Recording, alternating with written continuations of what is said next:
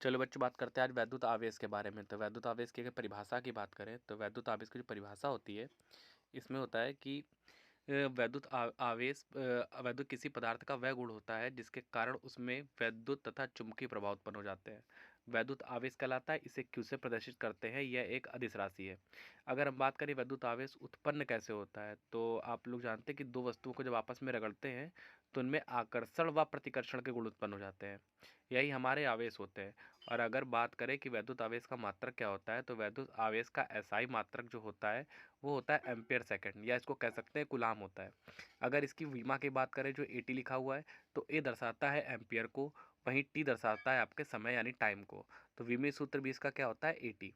अगर हम बात करते हैं वैद्युत आवेशों के कुछ महत्वपूर्ण गुणों के बारे में, तो पहले गुण की अगर हम बात करें तो आवेश क्या है, एक अदिश राशि है। अदिश राशि के विषय में पता है कि इसमें परिमाण होता है पर दिशा नहीं होती।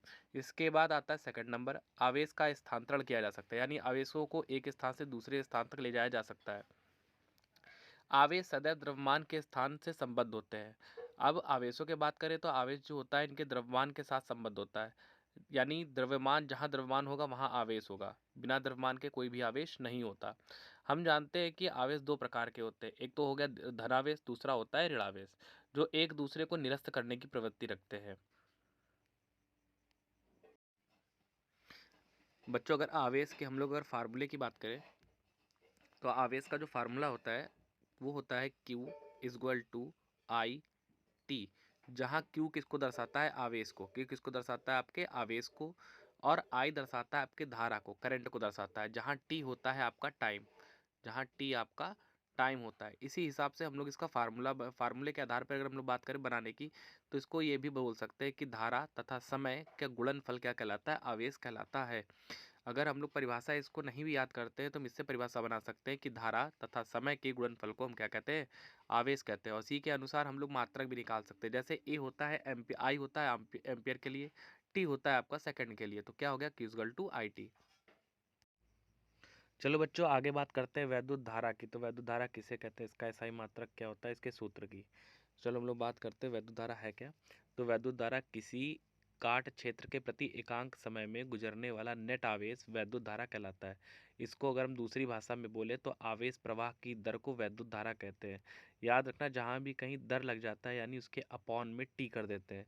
जैसे कि अगर धारा के फार्मूले की बात करें तो I equal to Q upon का टी, ये इसका फार्मूला होता है।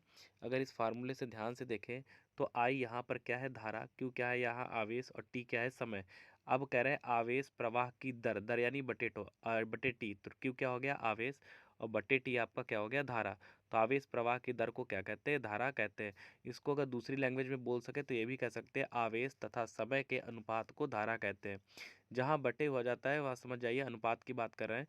तो आवेश तथा समय का अनुपात क्या कहलाता है, धारा कहलाता है। इसके बाद आगे बात करते हैं इसका फार्मूले की। तो फार्मूला सामने लिखा हुआ है Q equal to I T.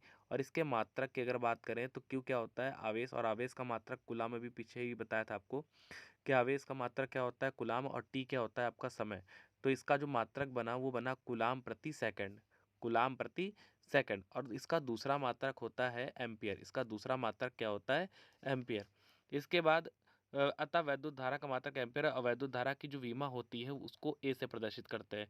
और इसके बाद अगर बात करें तो वैद्युत धारा एक क्या है, एक अदिश राशि है, क्योंकि इसमें परिमाण होता है पर दिशा नहीं होती।